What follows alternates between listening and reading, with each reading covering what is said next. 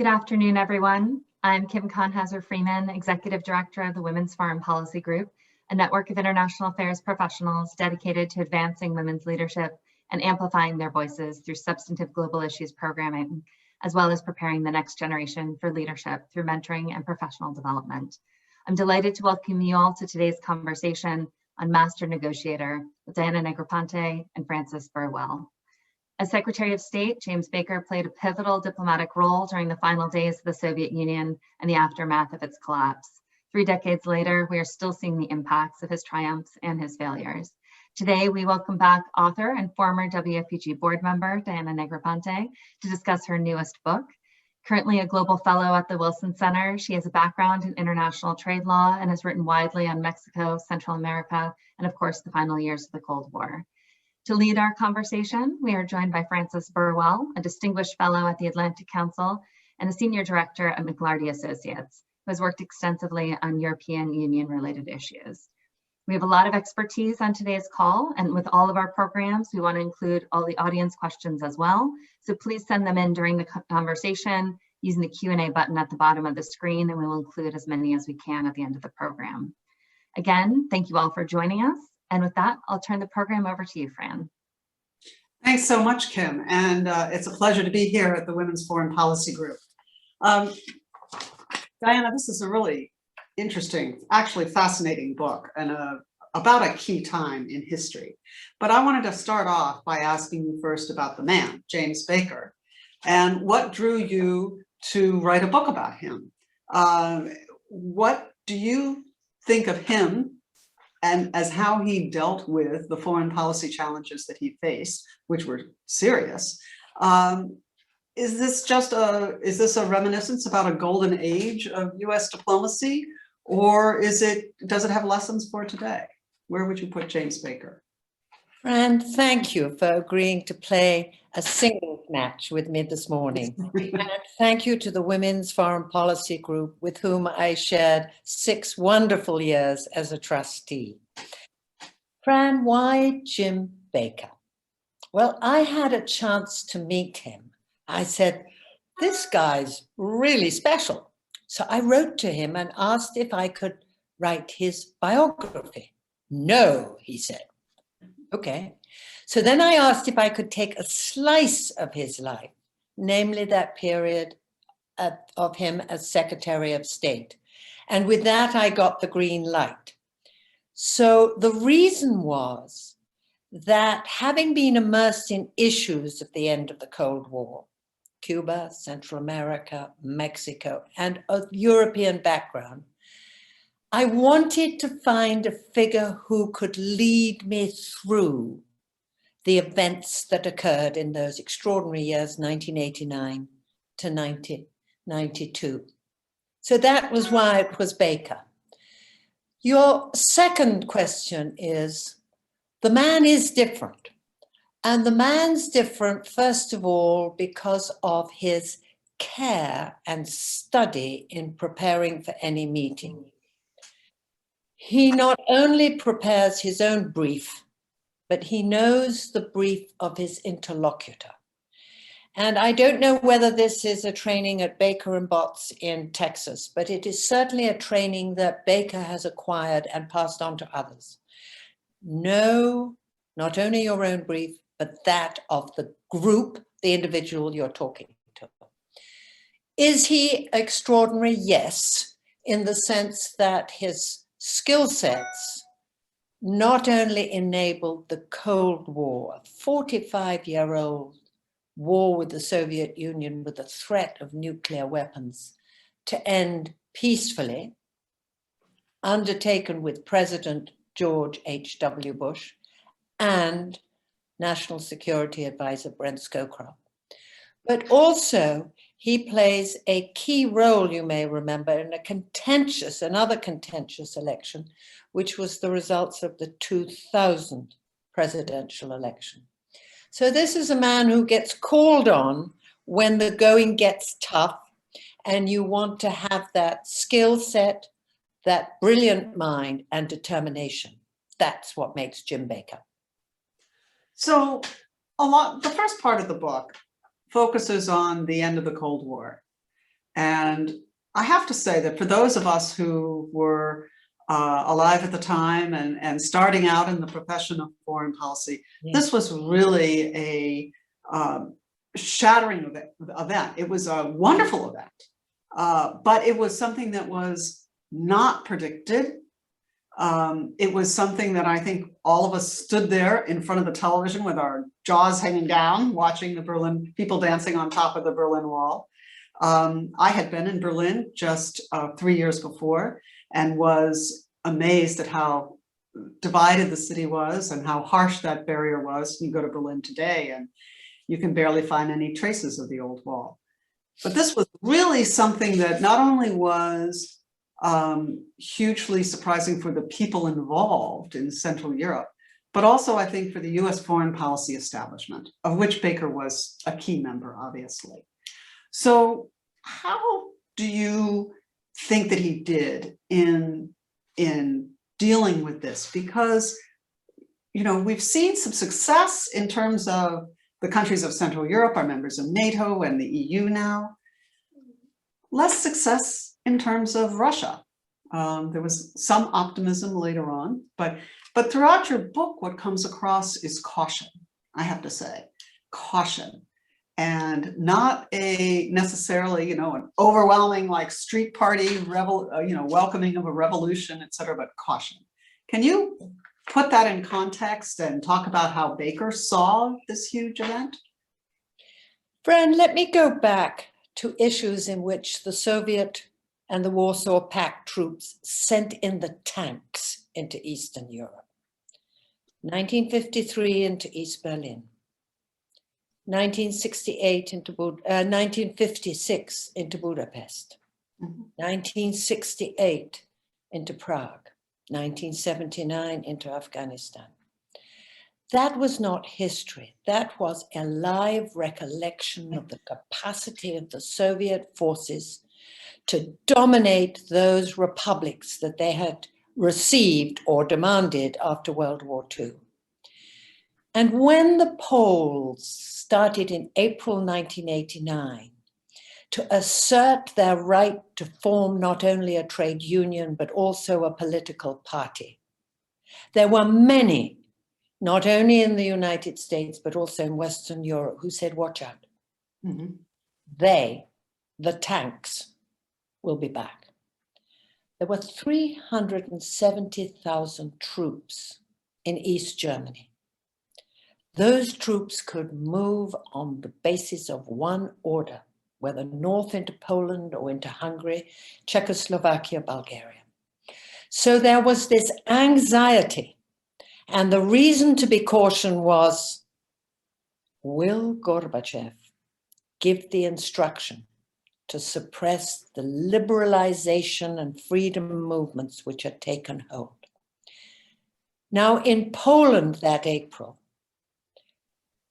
Jaruzelski, the authoritarian leader, allowed that political party, that opposition party, to form. And in June that year, that political party won 96 out of the 100 Senate seats. This was dramatic. That was as dramatic as the fall of the wall in November, a few months later, because it signaled Moscow doesn't move. Moscow has abandoned what was called the Brezhnev Doctrine, whereby the Soviets had the right to suppress nationalist movements. Well, in Poland, there was a nationalist movement, and Moscow stayed in the barracks. So that June, the Hungarians decided that they were going to test. And when the Soviets cut off the electricity, which went through the 150-mile wire border with Austria, Hungarians moved into Austria. And in August, they had a picnic in Hungary. And at the end of that picnic, 900 men, women, and children charged the border fence and got through into Austria. This was stunning because all the while, Moscow never moved.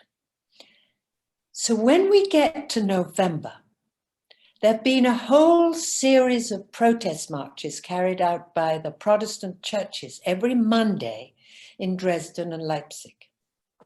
So it was known that there was this ferment in East Germany, particularly as they had an old authoritarian, incompetent leader called Erich Honecker.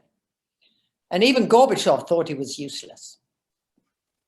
So when on that night of November 9th, the East German press officer holding a dull press conference is asked one question at the 59th minute. When can we travel to the West? And he looks down, scrumples through his papers, and he can't really find what he's looking for. And he says, immediately, right away. And that was the trigger. And those young men and women heard those words, passed it on, and went down to Berlin and sought to clamber over a wall which had existed for 28 years. 68 people had died trying to climb that wall. The 100+ miles of wall and barbed wire and electric and other forms to prevent Germans meeting Germans. So the opportunity was enormous. So the wall starts to come down. But here's the dilemma for Baker and for President Bush. If they act victorious, if they act as if the Cold War's over, those conservative forces back in the Kremlin are likely to turn on the reformist President Mikhail Gorbachev and remove him. And Baker and Bush and Scowcroft relied on the fact that Gorbachev was a reformer.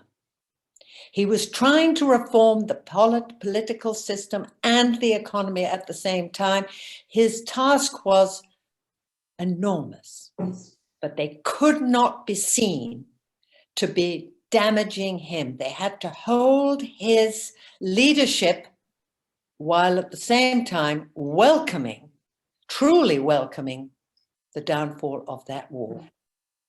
Isn't it also true that the administration was hoping to build on the legacy of the Reagan administration in terms of arms control of the Russians? I mean, we forget sometimes now the importance of the strategic nuclear discussion between between the Soviet Union and the United States at that time, and the stakes for that. At that time, we had, 300,000 soldiers in Western Europe, and there were thousands and thousands of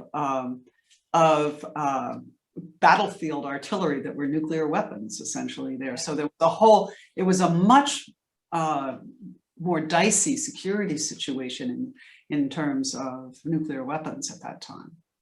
So was that also something that guided Baker through this time? It guided Baker, but it also provided a challenge with Western Europe. Because the Brits under Margaret Thatcher sought to build up the deterrence through through tactical nuclear weapons. And the Germans said, the more tactical nuclear weapons you put on German soil, the more dead Germans. So there was a contradiction within the Western Alliance over this issue of tactical nuclear weapons. And that had to be resolved. The skill and the solution comes from Scowcroft, who said, let's not focus on the weapon system. Let's focus on the men and women under armed troops. And let's offer to cut the number of unilateral American troops by 20%. Now, this was not agreed to by everybody in the Bush cabinet. There were those who said that's too high. But by changing the focus from weapon systems to men under arms, troop levels, Baker, Bush, and Scowcroft succeeded in changing the nature of the debate within Western Europe. And throughout all of the events of 1989 through 92 and beyond, keeping the Western alliance together was key. America would not work alone. This was not unilateral. This had to be multilateral within the Western alliance. And they were skilled in how they did it. Mm-hmm. Mm-hmm. Now, you also make the point that as the situation in Russia evolved, as Central Europe moved away, bit by bit, step by step, there were many efforts to try and help Gorbachev, primarily through economic means, but the US wasn't able to provide much in the way of economic support. Russia was seen as throwing money down a rat hole because they just could not get the reforms that everyone thought they should undertake underway. There's a certain point when Baker admits in public that he thinks that Gorbachev is the past and that Yeltsin is the future. And this was damaging to the Baker-Gorbachev relationship, undoubtedly. But I'm just wondering, given how much they had relied on Gorbachev, he had become kind of a totem for this thing moving forward. What does this say about Baker that he would throw his friend under the bus? I mean, of course, it's a friendship and not national security interests. So what do you think it says about Baker that he could be as cautious as you described, try to keep Gorbachev in power, and then suddenly that's it? He's a realist. By the summer of 1991, the reforms are stuck. The Soviet citizens have just passed through a cold, hungry winter and face another cold, hungry winter. In this economic misery, and with this loss of what you call Central Europe, but at the time was Eastern Europe, there was significant pressure to remove this reformist president from the leadership. It had happened to Khrushchev, who had been kicked out, and a group of Soviet leaders, including the vice president and including the minister of defense, carried out a coup in August of 1991. And while Gorbachev was down on vacation on the Black Sea, they took power, the putschists. They were incompetent. They failed to take control over the radio tower. They failed to take control of the parliament or of the leading Russian alternative, Boris Yeltsin. And Boris Yeltsin saves Gorbachev. But Boris Yeltsin then exercises a cost. You will fire the putschists in public. And I, Boris Yeltsin, will tell you who is in your next government. It was very clear that Boris Yeltsin was in charge. For Baker to have insisted on loyalty to Gorbachev would have been futile. Bush, on the other hand, and that deep family commitment to loyalty, which endured throughout his and his son's administrations, was the one saying, my friend. But Baker clearly said, we have to deal with the Soviets, and we cannot let personal friendships alter the national security strategy of the United States. So while for 4 months, Bush and Baker would call both Boris Yeltsin and Mikhail Gorbachev, it was very clear in Washington that Gorbachev was coming to an end of his time as president. And on Christmas Day, 1991, he resigned. Right. You called Baker a realist. Mm-hmm. And perhaps that is most clearly seen in your book in the discussion of Tiananmen and the aftermath of Tiananmen Square, when we don't know, tens to hundreds of thousands of Chinese demonstrators were executed in the months following in the repression. And yet the US administration was somewhat, I would say, muted on this. How do you think Baker saw that? And why do you think they were relatively quiet? And what does this say about the tension that you see throughout this time of revolutions and democracies beginning in certain areas? What does it say about tension between, the pragmatism of foreign policy and human rights, at least as seen in that particular period of time? Let me start with your question on Tiananmen. The reformist movement in China had been significantly influenced by events in Eastern Europe. And Mikhail Gorbachev had come over to Beijing in May to talk to the Chinese leadership. And as a result of Gorbachev's visit to Beijing, ABC News, NBC News had a crew in Beijing, so that when that night of June 4th took place, and tanks manned by men from distant Chinese provinces who knew nobody in the capital city mowed down those students, and all of us remember that photograph of the student standing in front of the tank, saying to the tank driver, "Stop," and the tank mows him down. The result throughout the United States was horror. We had watched it happen.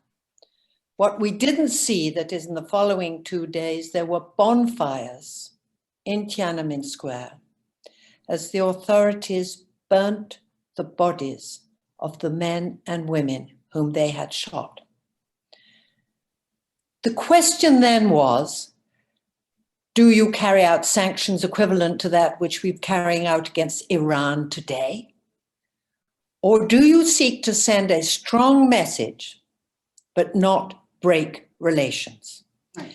And Bush, who had been the representative of Ford to the Chinese People's Republic, said, "I know the Chinese, I know the leadership, I will be able to solve it." And Baker, who had very little background in the intricacies of foreign policy, said, "Okay, boss, you lead the way." And so the President Bush picked up the telephone to talk to Deng Xiaoping, and he got no answer. And he called the White House telephone operator, said, "Keep trying." No answer. And Bush said, "How is it that any leader could refuse to take a call from the US president?" But his advisors ignored the fact that for the Chinese leadership, there will never be a telephone call unless you know what your interlocutors are going to demand or ask or suggest, and you have a response which has been approved of by the party. Without those two elements in place, Deng Xiaoping could not answer President Bush. So what was introduced were a series of sanctions on missile sales, on visits by investors, US investors interested in China. And it did have the impact of setting Chinese military arms development for several years. But at the time, the human rights community and many Democrats were saying, not enough. You've got to be tougher. This is appalling what has happened. You've got to do more. So this created a great tension within the United States. But 18 months later, Baker needed the vote of the Chinese in the UN's National Security Council on Iraq. And because the relations had not been broken, Baker was able to reach the Chinese foreign minister and the Chinese ambassador to the United States and get their assurance that they would not veto US and the coalition's efforts to repel Saddam Hussein from Kuwait. Now, if those relations had been broken, if we had carried out the full remit of sanctions, the Chinese would not have cooperated. They did not vote with us in the case of Iraq. They abstained. But the abstention allowed the US and the coalition forces to go ahead and remove Saddam from Kuwait. So I want to get to Iraq, which you just mentioned. But first I want to invite people to use the Q&A function to ask their questions. We would be delighted to hear from the audience. And I'm sure there are lots of people out there who'd like to. So please find the Q&A function. Diana, you just mentioned the first Iraq War. So 1991, following Kuwait's invasion, Iraq's invasion of Kuwait, sorry. And Baker was charged with putting together a coalition of countries that didn't always see eye to eye. As we start the Biden administration, and there's been so much emphasis in this administration and the early statements on foreign policy on building alliances, strengthening alliances, working with partners. What do you see from Baker's experience in putting together the coalition on Iraq, but also other things that perhaps provide lessons today for building a coalition? The most significant event which permitted the gathering together of a coalition, and I would say permitted the United States to take that firm stand for the protection of a small country, Kuwait, was the agreement back in the first week of August of 1990 that the Soviet Union would work with the United States. There was a shared commitment demonstrated at the airport outside Moscow by both the US Secretary of State and the Soviet Foreign Minister that they would work together. Now, this was an extraordinary event. It's one thing to say the Cold War's ended. It's another thing to say you're going to work together to kick Iraqis out of Kuwait. Remember that Iraq was a state, a friendly state to the Soviet Union. The Soviets were sponsors and providers of Iraq weapons. So to ask the Soviets to join the United States in a joint effort to repel Saddam Hussein was an extraordinary statement. And that was probably the end of the Cold War. But once the Soviets and the United States had made that commitment, it was easier for parties who had been on different sides of the war, different sides on the Middle East issues, to come together. And so we see Saudi, UAE, Turks, Italians, Germans, Japanese, coming together, each with a particular contribution that they were going to make, on one condition: Israel should not get involved. Israel would have to stand back, even though Scud missiles were sent by the Iraqis into Israeli territory. And that was the skill of Defense Secretary Cheney, who went to Jerusalem to persuade Yitzhak Shamir that they should stand down and stand out so that the other Arab countries would be free to support the coalition led by the United States. It was an extraordinary moment.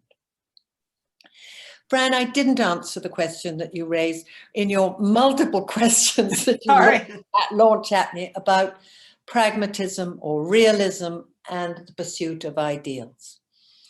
It's a constant challenge for any US leader. We believe in our values and ideals, and I'm a trustee of Freedom House, so I really am up to the hilt in those ideals. But they have to be balanced against the national security of the United States, and that's not easy. How did Baker do it? Baker did it by giving wonderful speeches in which he advocated for liberal democracy, self-determination, international rule of law, free markets, all the values. But when it came down in practice, he told the Lithuanian leader, go slow, don't provoke Gorbachev. Can you hold back? Can you find another way to seek your independence? In other words, in reality, the values were not carried out to the same degree as they were in the speeches. So let me just build on that a little bit, because we've had very similar questions from Aaron David Miller and from Ellie Webb, asking about what in Baker's background, Baker's background led him to be such a masterful negotiator. What led him to be able to make this balance between pragmatism and idealism? And how did he deal with the sometimes different perspectives of his very close friend, George H.W. Bush, who was president after all? So what is it in his personality, his experiences in the background? I know this isn't a full-blown biography, but I'm sure you got quite a bit of the sense of the man in doing this. Well, the one who should answer this question is Aaron David Miller, who worked with him so closely on the Middle East and the achievement of the Madrid conference, in which, Aaron, you brought together Yitzhak Shamir and the PLO, the Jordanian West Bank PLO, to sit at the same table. You should be answering this question. But since you've thrown it to me, I guess, here we go. Negotiation requires toughness. It's not just a question of I listen to you, I give in to you. Baker was tough. And I'm going to tell a story that I learned from Aaron David Miller. One point in the negotiations over reaching a joint peace dialogue, the Israelis say, we want to know the names of the Palestinian delegation. It's not fair for us to say, we'll sit down with them, but we don't actually know who's there. And Baker went to the Palestinians and said, give me the list. Give me the list. And just before, on the eve of the scheduled meeting, he asked a third time, give me the list. And when they said, he said, then I'm closing the souk. And he threw down his binder and he walked out of the room. It was pure theater. But the Palestinians were terrified because they needed Baker's support to be able to walk into the room and sit across the table from Yitzhak Shamir. It worked. So this man had the capacity to be tough, persistent, and theatrical. But you had to know what was theater and what was for real. Next one. How to balance national security and the values. It's constantly shifting. There's nothing fixed in this. There are times in which you can stress the values, and they're very important for your domestic audience back in the United States. And there are other times where you really do have to press for the security of the United States. So there's no one answer, but a constant shifting and taking into account the context of the time. So let me move to another area of diplomatic engagement during that time, which was Central America. Mm-hmm. And Baker came in at a time when US policy had been heading in a particular direction and had not seen a whole lot of success. By the time he leaves, we have Manuel Noriega has been taken away from Panama. And we have also a change in government, an elected change in government in Nicaragua.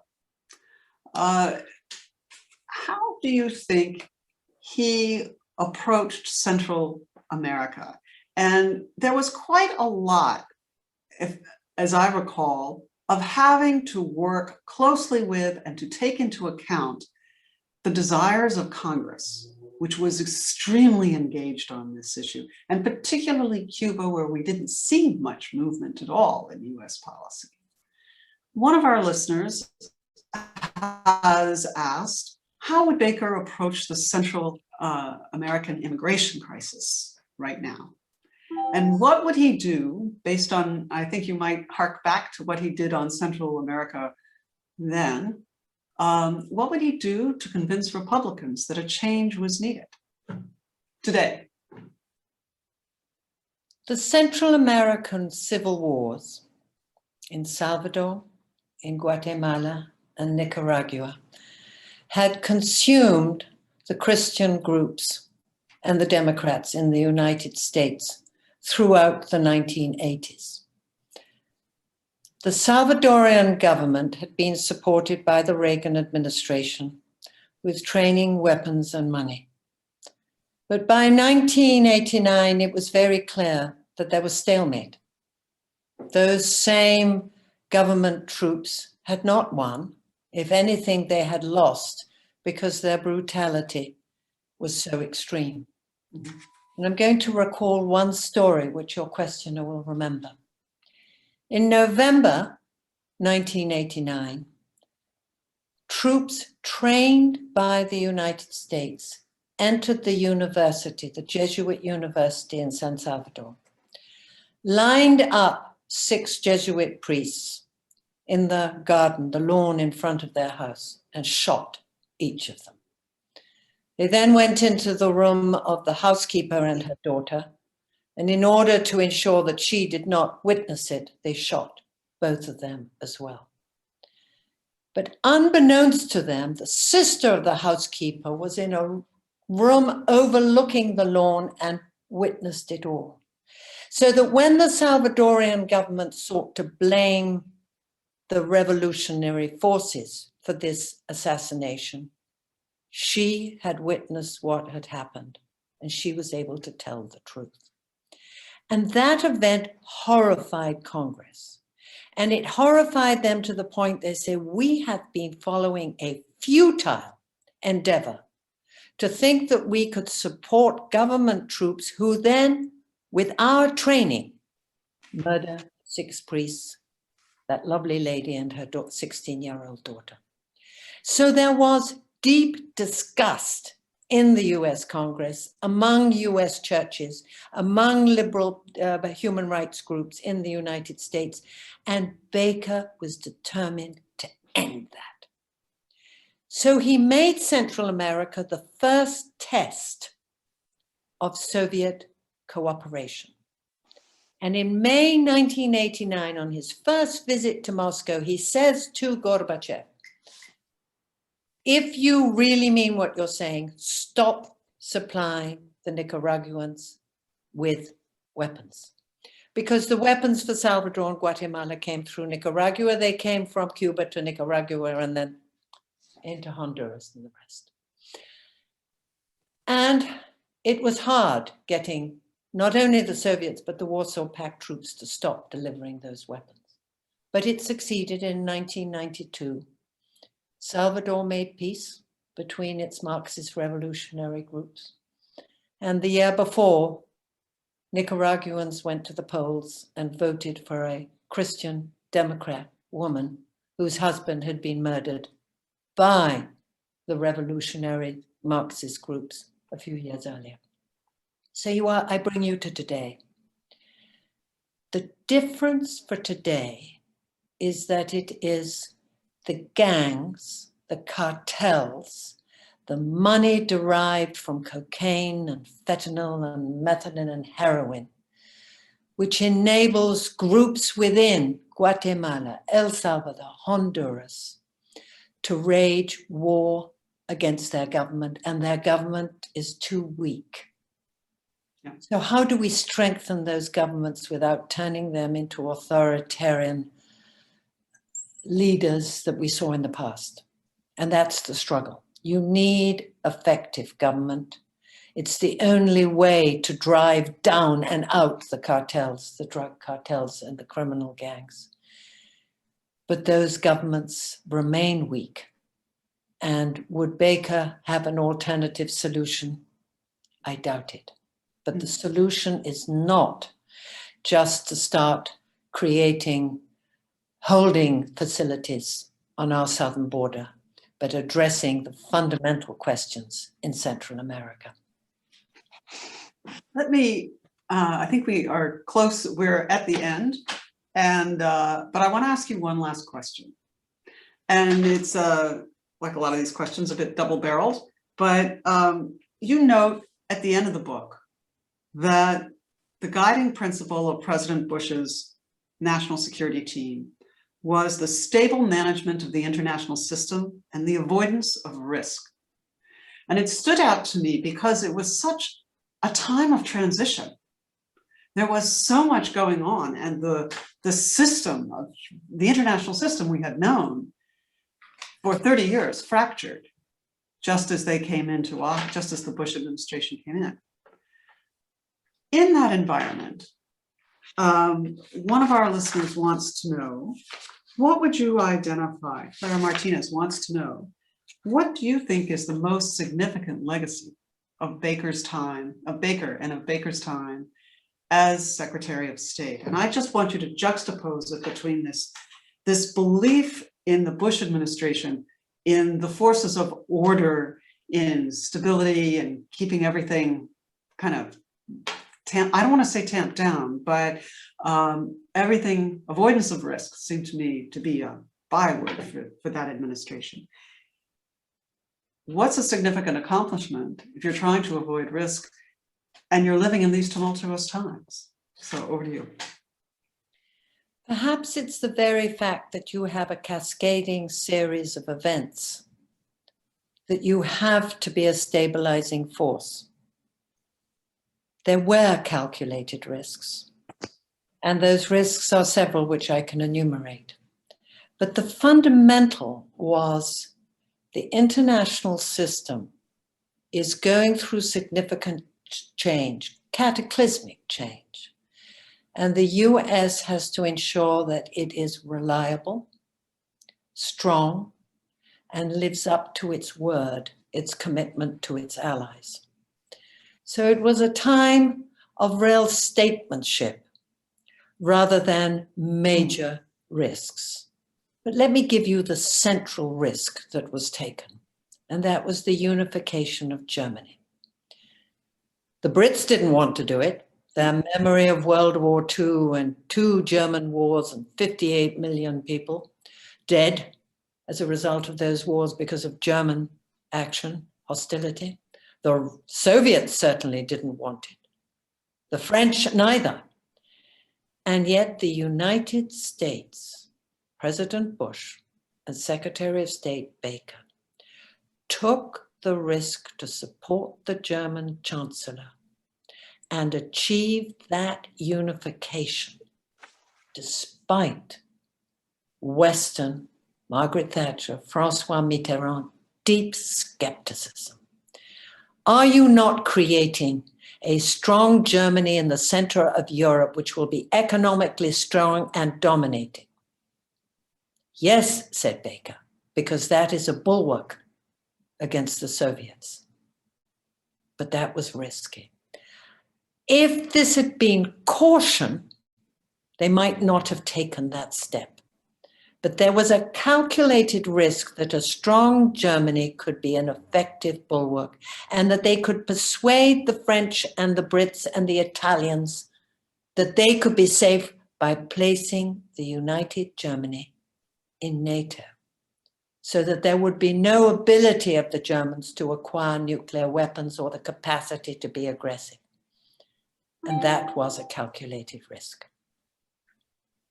So Diana, there's a lot more that we could talk about, but at this point, we've reached the witching hour, and I have to thank you for, first off, writing this very, very interesting book. It's a fascinating account of fascinating times in a fascinating man. So thank you so much for that, and thank you so much for your excellent discussion of it today. And let me go turn this back over to Kim. Thank you, Kim. Thank you, Fran. Thank you, Fran, and thank you, Diana, for a wonderful discussion today. I know I learned a lot. You covered an incredible range of issues in a very short period of time.